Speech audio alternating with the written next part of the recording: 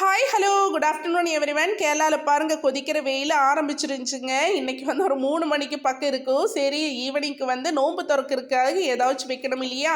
So கிச்சனுக்குள்ளே வந்தாச்சு. இன்றைக்கி வந்து கோழி கும்பளங்காவும் போட்டு ரொம்ப சூப்பரான கேரளா ஸ்பெஷல் தாங்க வச்சுட்ருக்கேன். கும்பளங்காவுக்கு வந்து தமிழ்நாட்டில் வந்து பூசணிக்கான்னு சொல்லுவாங்க. அதையும் போட்டு ரொம்ப சூப்பராக வந்து கேரளா ஸ்டைலில் ஒரு கோழி கும்பளங்காய் கறி தாங்க வச்சுருந்தேன். இதுக்கு காம்பினேஷனாக வந்து என்ன செய்யலான்ட்டு யோசிச்சுட்டு இருந்த போது தான் இன்றைக்கி வந்து பசங்களுக்கெல்லாம் நெய் சாப்பாடு சாப்பிடணும்னு அவ்வளோ ஆர்வமாக இருந்தாங்க. சரி இன்னைக்கு வந்து நெய் சாப்பாடு வச்சுட்டு அதுக்கப்புறமா கோழியும் கும்பளங்காவும் வச்சுக்கலாமேன்ட்டு இன்னைக்கு வந்து கோழி குழம்பு வச்சுட்டேன்.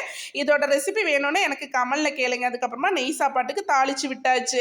இன்னைக்கு வந்து என்னெல்லாம் நோன்பு திறக்கிறதுக்குன்னு பார்க்கலாமா. நல்ல சூப்பரான சப்பாத்தி வடை தான் செஞ்சுருந்தேன். ரொம்ப டேஸ்ட்டாக இருக்குது. இதோட ரெசிபி நான் முன்னாடி வீடியோவில் போட்டிருக்கேன். நீங்கள் செக் பண்ணி பார்த்துட்டு செஞ்சு பாருங்கள். செஞ்சு பார்த்துட்டு எப்படி இருக்குன்னு எனக்கு கமெண்ட்ல சொல்லுங்கள்.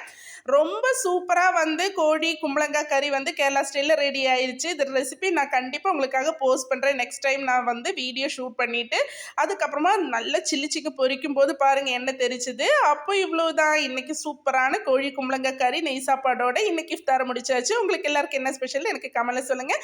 உங்களுக்கு எல்லாருக்கும் கேரளா ஃபுட்டும் கேரளாவும் என்னோட வீடியோவும் பிடிச்சிருந்தா கண்டிப்பாக என்னோட சேனலை சப்ஸ்கிரைப் பண்ணி லைக் பண்ணி ஷேர் பண்ணி சப்போர்ட் பண்ணுங்கள். பாய். நெக்ஸ்ட் வீடியோவில் மீண்டும் சந்திக்கலாம். பாய்.